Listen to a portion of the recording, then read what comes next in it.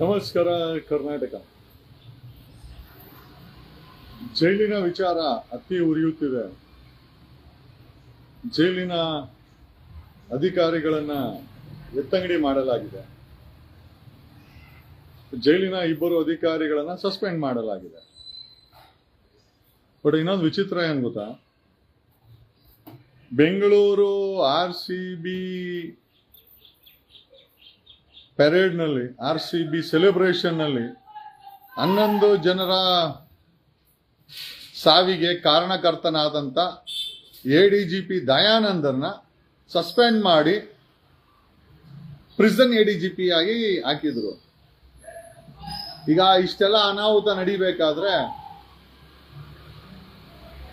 ಮನೆಯಲ್ಲಿ ತನ್ನ ಸ್ವಂತ ಕಾರ್ಯಕ್ಕೂ ರಜೆ ಹಾಕದೆ IPS ಕಾರ್ಯವನ್ನು ನಿರ್ವಹಿಸಿದ ADGP ದಯಾನಂದ್ ಈ ಜೈಲಿನ ವಿಚಾರದಲ್ಲಿ ನಡಿಬೇಕಾದ್ರೆ ಜೈಲಿನ ಉನ್ನತ ಅಧಿಕಾರಿಯನ್ನ ಜೈಲ್ ಸೂಪರಿಂಟೆಂಡೆಂಟ್ ಟ್ರಾನ್ಸ್ಫರ್ ಮಾಡಿದ್ದಾರೆ. ಇಬ್ಬರು ಅಧಿಕಾರಿಗಳು ಅಮಾನತಾಗಿದ್ದಾರೆ, FIR ಬಟ್ ಆದರೆ ನಮ್ಮ ADGP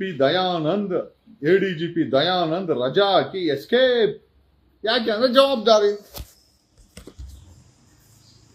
ನೋಡ್ರಿ, ಮಾಧ್ಯಮಗಳು ನಿಯತ್ತಿನ IPS ಅಧಿಕಾರಿ ದಯಾನಂದ್ ಅಂತೆಲ್ಲ ಬರೆದ್ರು. ಏನು 24 hours ಮಲಗ, ಬೆಂಗಳೂರು ಸಿಟಿ ಪೊಲೀಸ್ ಕಮಿಷನರ್ ಆಗ್ಬೇಕಾದ್ರೆ ಬಾಡಿ ಮೇಲೆ ಮಲ್ಕ, ಮೋಸ್ಟ್ಲಿ ಯೂನಿಫಾರ್ಮ್ ಬಾಡಿ ಕ್ಯಾಮ್ರಾ ಎರಡು ಹಾಕೊಂಡೆ ಮಲ್ಕೋಣ ಅನ್ಸುತ್ತೆ. ಅದೇ ವ್ಯಕ್ತಿ ಈ ಜೈಲಿನ ವಿಚಾರ ಬಂದಾಗ ಕಾರಾಗೃಹದ additional director general of police Dayanand ರಜೆ ಹಾಕಿ ಎಸ್ಕೇಪ್. ಏನ್ ಅನ್ಕೊಬೇಕು ಇದನ್ನ ನಾವು? ಇದನ್ನ ಎಸ್ಕೇಪಿಸಮ್? ನಿಯತ್ತಿನ ವ್ಯಕ್ತಿ ಆಗಿದ್ರೆ ಇಷ್ಟು ದೊಡ್ಡ ಅನಾಹುತಗಳು, ಆಮೇಲೆ ಇದೇನು ಮೊದಲನೇ ಬಾರಿ ಅಲ್ಲ, ಸಾಕಷ್ಟು ಬಾರಿ. ಆಮೇಲೆ ಜೈಲನ್ನ ದೂಷಿಸುವಂತ ಸರ್ಕಾರ, ಜೈಲಿಗೆ ಕಳಿಸುವಂತ ಯಾವುದೇ ಸೌಲಭ್ಯ ಆಗಿರ್ಬೋದು, ಫಂಡ್ಸ್ ಆಗಿರ್ಬೋದು, ಕಮಿಷನ್ ಇಸ್ಕಂದಿರ, ಅದರಲ್ಲಿ ಭ್ರಷ್ಟಾಚಾರ ಮಾಡಿದಿರ ಮೇಲಧಿಕಾರಿಗಳು ಜೈಲಿಗೆ ಕಳಿಸಲ್ಲ. ಜೈಲಿಗೆ ಯಾವುದೇ ಅಧಿಕಾರಿ ಹೋಗ್ಬೇಕ, ಜೈಲಲ್ಲ, ಕರ್ನಾಟಕದ ಎಲ್ಲೇ ಪೋಸ್ಟಿಂಗ್ ಬೇಕಾದ್ರೂ ಲಂಚ ಆ ಸರ್ಕಾರದ ಮಂತ್ರಿಗಳು ತಗೊಂತಾರೆ. ಜೈಲಿರೋ ಜೈಲ್ ಅಧಿಕಾರಿಗಳ ಹತ್ರನೂ ಕೂಡ ಲಂಚ ತಗೊಂಡೇ ಪೋಸ್ಟಿಂಗ್ ಕೊಡೋದು. ಜೈಲಿಗೆ ಕಳಿಸೋ ಊಟ ಆಗಿರ್ಬೋದು, ಸೌಲಭ್ಯಗಳಾಗಿರ್ಬೋದು, ಜೈಲಿಗೆ ಕಳಿಸೋ ಅಂತ ಫಂಡ್ಸ್ ಆಗಿರ್ಬೋದು, ಪರ್ಸೆಂಟೇಜ್ ಇಸ್ಕೊಂಡೇ ಕಳಿಸೋದು. ಭ್ರಷ್ಟಾಚಾರ ನಿಲ್ಲಿಸಬೇಕು ಅಂದ್ರೆ ಪರ್ಸೆಂಟೇಜ್ ನಿಲ್ಲಿಸಿದ್ರೆ ಜೈಲು ಬದಲಾವಣೆ ಆಗುತ್ತೆ. ಜೈಲು ಬದಲಾವಣೆ ಕೇಂದ್ರ, ಅಲ್ಲಿ ಶಿಕ್ಷೆ ಕೊಡುವಂತ ಕೇಂದ್ರ ಅಲ್ಲ. ಒಬ್ಬೊಬ್ಬರು ಒಂದೊಂದು ಡೈಲಾಗ್ಗಳು ಹೊಡ್ತಾರೆ. ಇಲ್ಲಿ ಬನ್ನಿ, ಪೇಪರ್ ಅಲ್ಲಿ ಏನೇನು ಡೈಲಾಗ್ಗಳಿದೆ ಒಂಚೂರು ನೋಡೋಣ.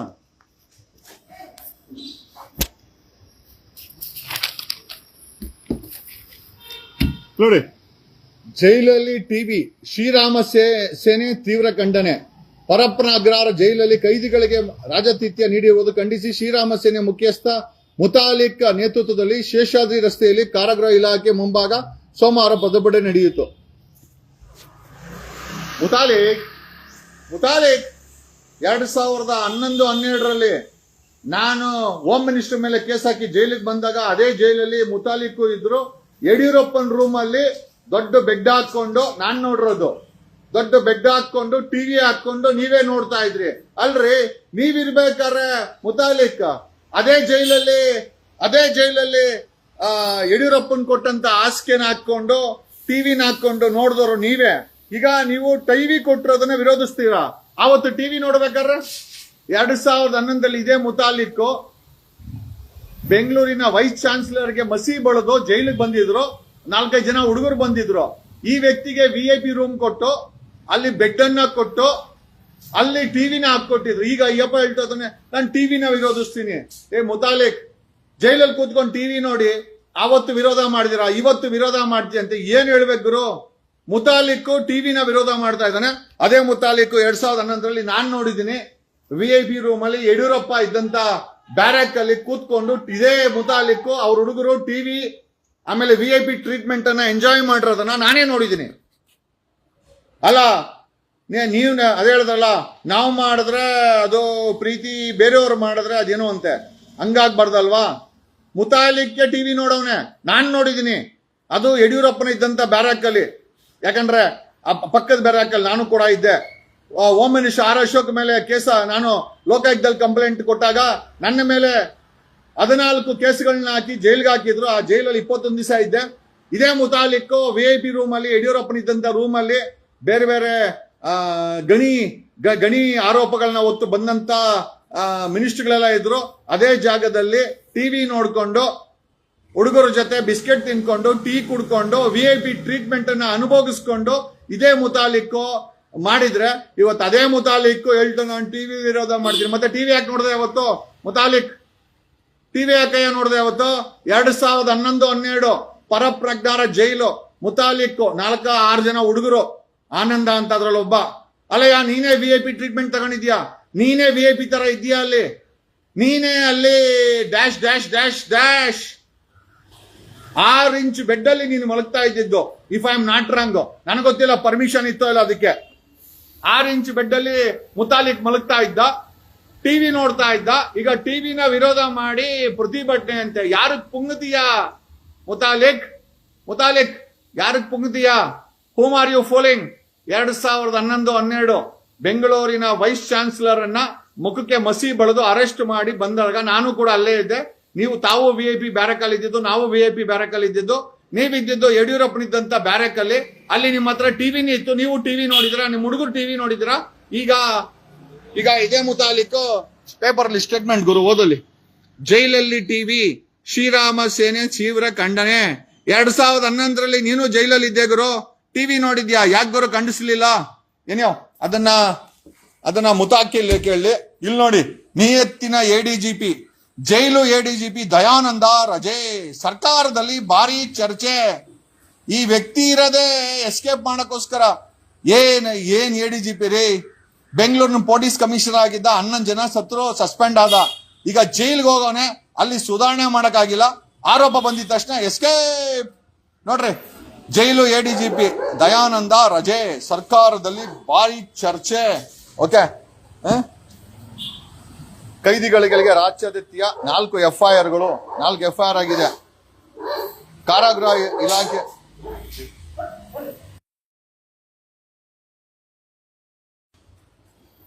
ಆಮೇಲೆ ಹೋಮ್ ಮಿನಿಸ್ಟರ್ ವರದಿ ಕೊಡೋ ಅಂತ ಹೇಳೋರಂತೆ. ಜೈಲಿನ ಅಧಿಕಾರಿಗಳಿಗೆ ಬೆವರಿಳಿಸಿದ ಪರಮೇಶ್ವರ್. ಅಧಿಕಾರಿಗಳನ್ನ ಪೋಸ್ಟ್ ಮಾಡಕ್ಕೆ ಲಂಚ ತಗೊಳ್ಳೋ ಅಂತ ನಾಲಾಯಕ ಮಿನಿಸ್ಟರ್ಗಳು ಅವ್ರು ಇರ್ಬೇಕಾದ್ರೆ, MLAಗಳು ಇರ್ಬೇಕಾದ್ರೆ, ಜನಪ್ರತಿನಿಧಿಗಳು ಇರ್ಬೇಕಾದ್ರೆ ಏನ್ ಬೆವರಿಳಿಸ್ತೀರಾ? ಏನೂ ಪ್ರಯೋಜನ ಇಲ್ಲ. ವರದಿ ಕೇಳೋರಂತೆ. ಓಕೆ, ಅಂಕಿ ಅಂಶಗಳು ಬಂದಿಲ್ಲ, ರಾಷ್ಟ್ರ ಮಟ್ಟದಲ್ಲಿ ಮರ್ಯಾದೆ ಹರಾಜು. ಯಾಕೆ ಮರ್ಯಾದೆ ಹರಾಜಾಗಲ್ಲ? ಎಲ್ಲಾ ಕಡೆ ಲಂಚ ಲಂಚ ಲಂಚ. ಧೂಳು ತಿಂತಾ ಇವೆ ಜೈಲು ಸುಧಾರಣೆ 4 ವರದಿಗಳು. 4 ವರದಿ ಇದೆ ರೀ. ಓಕೆ, ಬಿಪಿನ್ ಗೋಪಾಲಕೃಷ್ಣ ವರದಿ 2004ರಲ್ಲಿ. ಓಕೆ, ಆಮೇಲೆ 2017ರಲ್ಲಿ ನಿವೃತ್ತ IPS ಅಧಿಕಾರಿ ವಿನಯ್ ಕುಮಾರ್ ಸಮಿತಿ ಜೈಲು ಸುಧಾರಣೆ ಬಗ್ಗೆ ವರದಿ ಕೊಟ್ಟಾರೆ. ಏನು ಇಂಪ್ಲಿಮೆಂಟ್ ಮಾಡಿಲ್ಲ. ADGP S ಮುರುಗನ್ ಸಮಿತಿ ವರದಿ ಕೊಟ್ಟಾರೆ, ತಗೊಂಡಾಗಿ ಧೂಳು ಹಿಡಿಯಕ್ಕೆ ಬಿಸಾಕಿದ್ದಾರೆ ಸರ್ಕಾರ, ಯಾವುದೇ ಸರ್ಕಾರ ಆಗಿರ್ಬೋದು. ಓಕೆ, ಆಮೇಲೆ 2024ರಲ್ಲಿ IGP ಚಂದ್ರಗುಪ್ತ ಸಮಿತಿ ಕೊಟ್ಟವ್ರೆ, ಅವರು ವರದಿ ಕೊಟ್ಟವ್ರೆ. ಯಾವ ವರದಿನೂ ಕೂಡ ಯಾವುದೇ ಬಂದಂತ ಸರ್ಕಾರಗಳು ಇಂಪ್ಲಿಮೆಂಟ್ ಮಾಡಿಲ್ಲ, ಸುಧಾರಣೆ ಮಾಡಕ್ಕೆ ಏನೂ ಮಾಡಿಲ್ಲ. ಸುಮ್ನೆ ಕೈದಿಗಳು ಅದು ಮಾಡಿದ್ರು ಇದು ಮಾಡಿದ್ರು ಅಂತಂದ್ರೆ ಈ ವರದಿಗಳನ್ನ ಏನ್ ಮಾಡಿದೀರಾ? ಬಿಪಿನ್ ಗೋಪಾಲಕೃಷ್ಣ ಸಮಿತಿ ವರದಿ 2004. ಓಕೆ, ನಿವೃತ್ತ IAS ಅಧಿಕಾರಿ ವಿನಯ್ ಕುಮಾರ್ ಸಮಿತಿ 2017 ಧೂಳು ಹಿಡಿತಾ ಇದೆ ಸರ್ಕಾರದಲ್ಲಿ, ಯಾವುದನ್ನು ಇಂಪ್ಲಿಮೆಂಟ್ ಮಾಡಿಲ್ಲ. ADGP S ಮುರುಗನ್ ಸಮಿತಿ ವರದಿ 2022. 2024ರಲ್ಲಿ IGP ಚಂದ್ರಗುಪ್ತ ಸಮಿತಿ ವರದಿ. ಯಾವ ವರದಿ? ಏನೂ ಇಲ್ಲ. ಸುಮ್ನೆ ಜನಗಳಿಗೆ ಕಾಗೆ ಆಡಿಸೋದು. ಓಕೆ, ದೆಹಲಿಯಲ್ಲಿ ಭೀಕರ ಸ್ಫೋಟ, ನಗರಾದ್ಯಂತ ಹೈ ಅಲರ್ಟ್. ಬಾಂಬ್ ಬಿಕ್ ಹೋದ್ಮೇಲೆ ಯಾವ್ದು ಗುರು ಹೈ ಅಲರ್ಟ್? ಬಾಂಬ್ ಬಿಡಕ್ ಮುಂಚೆ ಅಲ್ವಾ ನೀವು? ಜನರು ಸತ್ತೋದ ಮೇಲೆ, ಸಾಮಾನ್ಯ ಜನ ಸಾವು ಸತ್ತ ಮೇಲೆ ಹೈ ಅಲರ್ಟ್ ಅಂತೆ. ನೋಡಿ, ದಿಲ್ಲಿ ಕಾರು ಸ್ಫೋಟಕ್ಕೆ, ಕನ್ನಡಪ್ರಭದಲ್ಲಿ ದಿಲ್ಲಿ ಕಾರು ಸ್ಫೋಟಕ್ಕೆ 9 ಬಲಿ. ಓಕೆ, ಐತಿಹಾಸಿಕ ಕೆಂಪುಕೋಟೆ ಮೆಟ್ರೋ ನಿಲ್ದಾಣದ ಬಳಿ ಭೀಕರ ಸ್ಫೋಟ. ಅಲ್ಲ ಗುರು, ಒಬ್ಬ ಹೋಮ್ ಮಿನಿಸ್ಟ್ರು ಎಲೆಕ್ಷನ್ ಅಲ್ಲಿ ಬಿಸಿ ಇರ್ತಾರೆ, ಒಬ್ರು ಪ್ರೈಮ್ ಮಿನಿಸ್ಟರ್ ಎಲೆಕ್ಷನ್ ಅಲ್ಲಿ ಬಿಸಿ ಇರ್ತಾರೆ. ಕೇಂದ್ರ ಸರ್ಕಾರ BJP, ರಾಜ್ಯ Delhi BJP heart of the ಸಿಟಿನಲ್ಲಿ ಬಾಂಬ್ ಇಡ್ತಾರೆ ಅಂತಂದ್ರೆ ಇವ್ರುಗಳು ಜವಾಬ್ದಾರಿ ಹೊತ್ತು ರಾಜೀನಾಮೆ ಕೊಡಬೇಕು. ಅದು ಆಗ್ದಿರೋಂತ ಕೆಲಸ. ಓಕೆ, ಇಲ್ಲಿ ನೋಡಿದ್ರೆ ನಮ್ಮ ಡಿ ಕೆ ಶಿವಕುಮಾರ್ ಮತಗಳು ಸಹಿ ಸಂಗ್ರಹ ಅಂತೆ. ಅಲ್ಲಾಗರು ಟಾರ್ ಇಲ್ಲ, ಬರೀ ಗುಂಡಿಗಳೇ. ಭ್ರಷ್ಟಾಚಾರದಲ್ಲಿ ಗುಂಡಿಗಳು ಮಾಡಿಟ್ಟಿರೋದ ಏನೋ ಸಂಗ್ರಹದ ಬಗ್ಗೆನೋ ಮಾತಾಡಬೇಕು ತಾವು. ಏನೋ ಬರೀ ಇದೆ. ಒಟ್ನಲ್ಲಿ ಜನರಿಗೆ ನೆಮ್ಮದಿ ಇಲ್ಲ, ನಿಮಗೆ ಅವಕಾಶ ಇಲ್ಲ. ಓಕೆ, ಒಂದಂತೂ ನಿಜ, ಈ ದೇಶವನ್ನ ಆಡಳಿತ ಮಾಡ್ತಾ ಇರೋದು ಭ್ರಷ್ಟಾಚಾರ. ಒಬ್ಬ ವ್ಯಕ್ತಿ ಆಡಳಿತದಲ್ಲಿ ಪದೇ ಪದೇ ಬಾಂಬ್ ಬ್ಲಾಸ್ಟ್ ಆಗುತ್ತೆ, ಗುಂಡು ಹೊಡಿತಾರೆ, ಉಗ್ರರು ಮಾಡ್ತಾರೆ, ಭ್ರಷ್ಟಾಚಾರ ನಡೀತಾ ಇದೆ ಅಂತಂದ್ರೆ ಆ ವ್ಯಕ್ತಿ ಮತ್ತೆ ಅವರ ಆಡಳಿತ ಅಸಹಕತೆಯಿಂದ ಕೂಡಿದೆ. ಇಲ್ಲ, ಅಧಿಕಾರ ಅನ್ನೋದು ಕ್ರಿಮಿನಲ್ಸ್ ಕೈಯಲ್ಲಿದೆ ಅನ್ನೋದು ನನ್ನ ಒಂದು ವಿಶ್ಲೇಷಣೆ ಅಂತ ಹೇಳುತ್ತಾ, ಗುಡ್ ಮಾರ್ನಿಂಗ್ ಸರ್.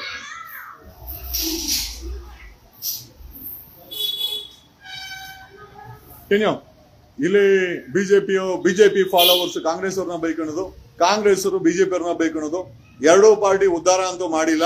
ಒಬ್ಬರು 78 ವರ್ಷ ಆಡಳಿತ ಮಾಡಿದ್ದಾರೆ ಕಾಂಗ್ರೆಸ್ ಅವರು, ಬರೀ ವಂಶ ಪಾರಂಪರ್ಯವಾಗಿ ಆಡಳಿತ ಮಾಡುವಂತ ಕಾಂಗ್ರೆಸ್.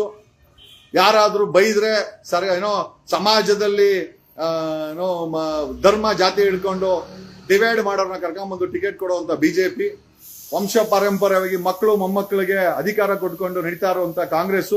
ಇಬ್ರು ಕೂಡ ನಿಮ್ಮನ್ನು ಉದ್ಧಾರ ಮಾಡಲ್ಲ. ಅದು ಧರ್ಮಸ್ಥಳ ವಿಚಾರದಲ್ಲೂ ಜನರಿಗೆ ಅರ್ಥ ಆಗಿದೆ, ರೈತರ ವಿಚಾರದಲ್ಲೂ ಅರ್ಥ ಆಗಿದೆ. ಈಗ ಬಾಂಬ್ ಬ್ಲಾಸ್ಟ್ ಇದರಲ್ಲಿ ಏನು ಪೆಹಲ್ಗಾಮ್ ಅಲ್ಲಿ ಏಪ್ರಿಲ್ ಅಲ್ಲಿ 26 ಜನ ಸುತ್ತೋದ್ರು. ಏನಪ್ಪ ಬದಲಾವಣೆ ಮಾಡಿದ್ರು? ಆರ್ಟಿಕಲ್ 370 ತೆಗೆದ್ರೆ ಎಲ್ಲ ಬದಲಾವಣೆ ಆಗುತ್ತೆ ಅಂತಂದ್ರಲ್ಲ. ಅದೇ ಕಾಶ್ಮೀರಲ್ಲಿ ಏಪ್ರಿಲ್ ಅಲ್ಲಿ 26 ಜನ ಗುಂಡಿಗೆ ಬಲಿಯಾದ್ರು. ಈಗ ಬೇಡ, ಕಾಶ್ಮೀರ್ ದೂರದ ಮಾತು. ಈಗ heart of the city BJP ರಾಜ್ಯ ಸರ್ಕಾರ, ಬಿಜೆಪಿ ಕೇಂದ್ರ ಸರ್ಕಾರ, red fort heart of the city, ದೇಶದ ಕ್ಯಾಪಿಟಲ್ ಸಿಟಿನಲ್ಲಿ ಬಾಂಬ್ ಬ್ಲಾಸ್ಟ್ ಆಗಿದೆ. ಮಾತಾಡು ಅಶೋಕ, ಮಾತಾಡು. ಇಲ್ಲಿ ಯಾರನ್ನ ಬ್ಲೇಮ್ ಮಾಡ್ತೀರಾ? ಯಾರ ಮೇಲೆ ಗುವೆ ಕುಂಡಿಸ್ತೀರಾ? ಕಾಂಗ್ರೆಸ್ ಅವರು ಬಿಜೆಪಿ ಅವ್ರನ್ನ ಬೈಕೊಂತಾರೆ, ಬಿಜೆಪಿ ಅವರು ಕಾಂಗ್ರೆಸ್ ಅವ್ರನ್ನ ಬೈಕೊಂತಾರೆ. ಜನರು ಯಾರನ್ನ ಬೈಕೊಬೇಕು? ನಿಮ್ಮಿಬ್ಬರನ್ನು ಬೈಯಕ್ ಆಗಲ್ಲ. ಯಾಕೆ ಅಂತಂದ್ರೆ ಇಬ್ಬರಿಗೂ ಅವರೇ ಓಟ್ ಹಾಕಿರೋದು. ಒಂದಂತೂ ನಿಜ, ಈ ದೇಶವನ್ನ ಆಡಳಿತ ಮಾಡ್ತಾ ಇರೋದು ಭ್ರಷ್ಟಾಚಾರ. ಈ ದೇಶದ ಆಡಳಿತ ಇರೋದು ಭ್ರಷ್ಟರ ಕೈಯಲ್ಲಿ. ಈ ರೀತಿ ಪದೇ ಪದೇ ಬ್ಲಾಸ್ಟ್ಗಳಾಗಿ ಸಾಮಾನ್ಯ ಜನ ಸಾಯ್ತಾ ಇದ್ದಾರೆ. 26 ಜನ ಇದರಲ್ಲಿ ಏನು ಪೆಹಲ್ಗಾಮ್ ಅಲ್ಲಿ 26 ಜನ ಸಾಮಾನ್ಯ ಜನರು, ಟೂರಿಸ್ಟ್ಗಳು, ಭಾರತೀಯರು 25, ಒಬ್ಬ ನೇಪಾಳಿ ಸತ್ತಿದ್ದಾನೆ. ಒಂದು ಆರ್ಸಿಬಿ ಪ್ರೊಸೆಷನ್ ಅಲ್ಲಿ ಮೈಂಟೈನ್ ಮಾಡಕ್ಕೆ ಯೋಗ್ಯತೆ ಇಲ್ಲದಂತ ಒಬ್ಬ ಎಡಿಜಿಪಿ ದಯಾನಂದ್ ಸಸ್ಪೆಂಡ್ ಆಗುತ್ತೆ, ಜೈಲಿಗೆ ಹೋಗ್ತಾನೆ. ಆ ಜೈಲಲ್ಲಿ ಕೂಡ ದಯಾನಂದ್ ಯಾವುದೇ ಸುಧಾರಣೆ ಮಾಡಲ್ಲ. ಆರೋಪ ಬಂದಿದ ತಕ್ಷಣ ರಜೆ ಹಾಕಿ ಎಸ್ಕೇಪ್ ಆಗ್ತಾನೆ. ಇಂಥ ವ್ಯಕ್ತಿಗಳು IPS ಅಲ್ಲಿ ಕೂತ್ಕೊಂಡು ಫೋರ್ಸ್ ಕೊಟ್ಕೊಂಡು ಇಲ್ಲಿ ಕ್ಯಾಮ್ರಾ ಹಾಕೊಂಡು where are you ADGP Dayanand ನೀ ಎಲ್ಲಿ ಹೋದೆ? ಪರಪ್ರಗ್ರಹಾರ ಜೈಲಲ್ಲಿ ಇಷ್ಟೆಲ್ಲ ನಡೀತಾ ಇದೆಯಲ್ಲ, ನಿನಗೆ ಗೊತ್ತಿಲ್ವಾ? ಪರಪ್ರಗ್ರಹಾರ prisons ADGP Dayanand, where are you? Why are you on leave? ರಜೆ ಯಾಕೆ ತಗೊಂಡೆ ದಯಾನಂದ್? ಉತ್ತರ ಇಲ್ಲ. ಯಾಕೆ? ಎಸ್ಕೇಪಿಸಮ್.